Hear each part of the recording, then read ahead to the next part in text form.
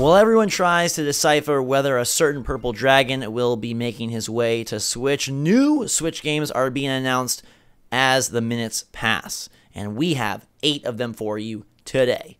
What's going on, everybody? It's Zach from Switch Force. Gabe is here, and there are a couple of bona fide gems on this list. We've got 6 new announcements, 2 dates, and we're going to get right into it, Mr. Gabe, with the first one being a game that I love and hold very dear to my heart, Don't Starve, coming to Nintendo Switch. And one of those like, hey, it's announced and it's out next week, April 12th, 1999, includes Reign of Giants and Shipwrecked. This is a big package of one of my personal favorite roguelike survival type games. Yes, a game that makes total sense coming to the Switch. I always wondered why it wasn't already on the platform. Happy to see that it's coming so soon after the announcement. I have zero issue with this. I think it's going to be a great deal of fun. Maybe it'll live on the top selling charts for a little bit because it's a game that probably deserves it. $20, good price since it includes the extra packaged content from the release. Totally agree. I think this one could climb the charts, and I'm actually really excited to take it on the go. I spent, I'd say, a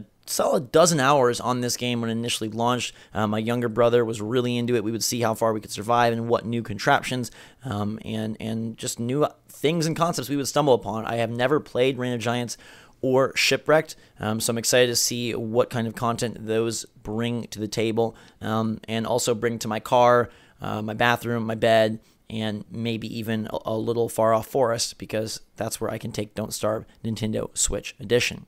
Now, Gabe, one thing that I know you have always dreamed of is being part of a cult, and the Shrouded Isle has been announced for Switch. Kit Fox Games is bringing their cult management sim game to the Switch. It's currently available on PC. It has pretty decent reviews in the 7 range, and it tasks players with running a village cult that worships old gods who constantly demand sacrifice.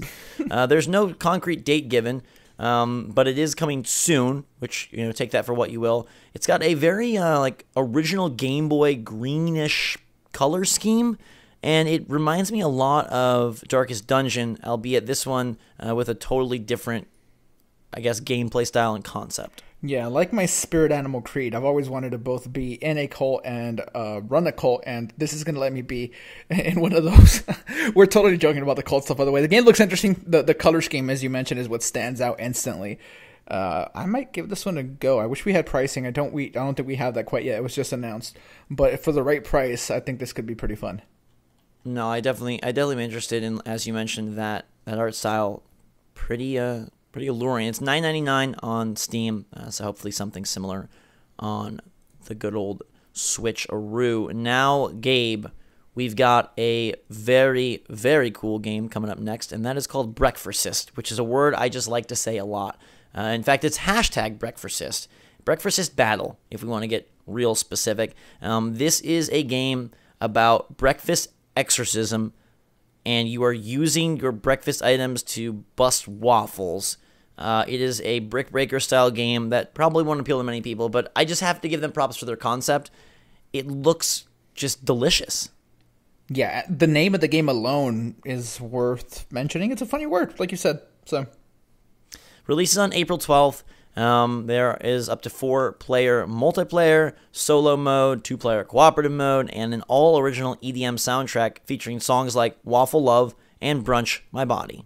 So if that is not for you, I don't know what is. Actually, I do know what is, Gabe. Toki, a remake of Toki, and not Toki Tori, which is what we initially thought this was. It's another game from 1989. Toki, otherwise known as Juju Densetsu, was released in arcades, and now Microids is working to bring it back in a remastered fashion for Switch. It looks like a very strange game. The screenshot I like most has a monkey spitting stuff at eyeballs floating at him.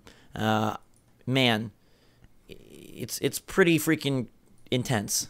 Yeah, it's a very beautiful art style as well. It seems like very well drawn. Yeah, I've never heard of this. Long time ago in arcades, so I never experienced it. If it's good, hopefully we can get hands-on beforehand and bring videos to you guys, but it might look interesting. I do like the art style. I do like the characters. And I do like that this ape spits strange projectiles at his enemies to eliminate them and finds such things as a football helmet, a pair of ferns, and a tuba. So if you're looking for a trio of items to find, man, sometimes I wonder, like, when they write these PR things, like, he finds items including an American football helmet, a pair of ferns, and a tuba. Whew. So I guess it's just showing the unique breadth of this game. It's reaching places that no one knew it could go. Also, where do you go, Gabe, when your batteries jam? Well, you go to Battery Jam, which is a local multiplayer, competitive, territorial Bomberman-style game. It's currently on Steam Early Access. Now it's coming to Switch. Basically, you're trying to smash your opponents and then capture the tiles. So that is sort of the unique feature here, is that it is actually a territorial, color the grid, your color game. There are multiple modes, of course, but the main one looks to be smash your opponents, take the tiles, and capture as much of the arena as you can. Yeah, sort of a little bit like Splatoon, but except you're mixing it with a little bit of Bomberman in there as well. Yeah, I mean, it seems like a fun concept, and these games are actually like a decent time to play locally with friends, so maybe if you are looking for something local to do with your friends, this could be one for you. Yeah, and as I mentioned in our Every April Games video, after Astro Bears Party, I will never say never to a game like this potentially being super, super clever. It came out January 30th on Steam. Not a lot of buzz over there, but hey, maybe it'll find a home on Switch. And you know what game is also finding a home on Switch, Gabe? A really good one. Campo Santo is bringing Firewatch, the beloved indie title, to the Nintendo Switch in 2018. I love that game. It's one of my favorite stories in recent memory in gaming. It's a short, tight experience that goes to unexpected places. I had a really good time with it when it was released. I streamed it all in one sitting. I absolutely love it. I probably will actually play it again. There's no like branching stories or anything. You're probably familiar with Firewatch by this point. I just think it fits so well with the Switch, and I'm sure that the little console can run it quite well. I'm excited. Yeah, and they specifically say that they're working to optimize this thing specifically for the Switch and then eventually filter those optimizations out to other platforms. But they're looking to reduce loading times and bring you the best textures, the best geometry that this Burning Forest has ever seen. The game spoke to me. It was very fun. I thought it was going one direction. It completely goes a different direction. The game in my head is the game I wish it was, but nonetheless, it has one of the most affecting endings. I can't really say more, but Firewatch on Switch, no set date except this year, but play it, because if you haven't, it's definitely worth playing. Some people have said that this game is worth playing, Gabe, Battle Chasers Nightwar, but they've been waiting for the Switch release. It was going through some struggles, already released on other platforms, and now finally ready to hit Nintendo's hybrid. $39.99, May 15th, digital and physical versions. This game got decent reviews when it released on other platforms late last year. It is a THQ Nordic joint. It is an RPG. It has a very, very gorgeous art style, and I think that I am going to pick this up. Yeah, this is one I've had my eye on for quite some time since it was originally released. Glad we finally have a date, and I'm actually excited to play it, especially during the summer lull here where there's not a whole lot happening. Something like this is going to be good to take up some time, and you're going to have a good time while doing it.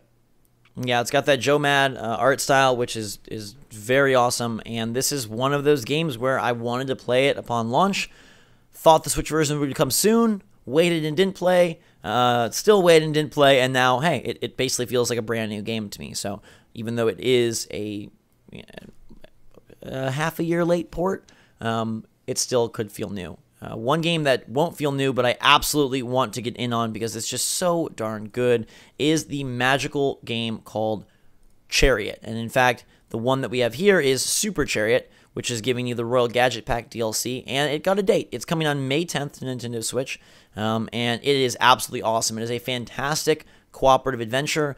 It reminds me very much of Overcooked in the sense that it is a cooperative game, but you are going to get competitive. There may even be some yelling and screaming, some stomping, some fist pumps, and it's just a really great bonding experience for brothers, sisters, boyfriend, girlfriend, moms, dads, friends alike.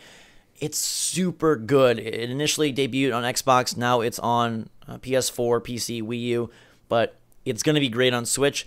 And Gabe, I really, really would love to work to pull this chariot with you, because it's very much a game of struggle. You're trying to get this dumb chariot that is so hard to maneuver with these two little fat kids, and you're trying to explore, collect loot. It's one of those things like you can't just rush through, but then there are those items, those collectibles, very much in the vein of like Celeste or something, where you're like, I just want the strawberry. I know I don't need the strawberry. I just want the dang strawberry. And Chariot has that same sense. So Super Chariot, May 10th.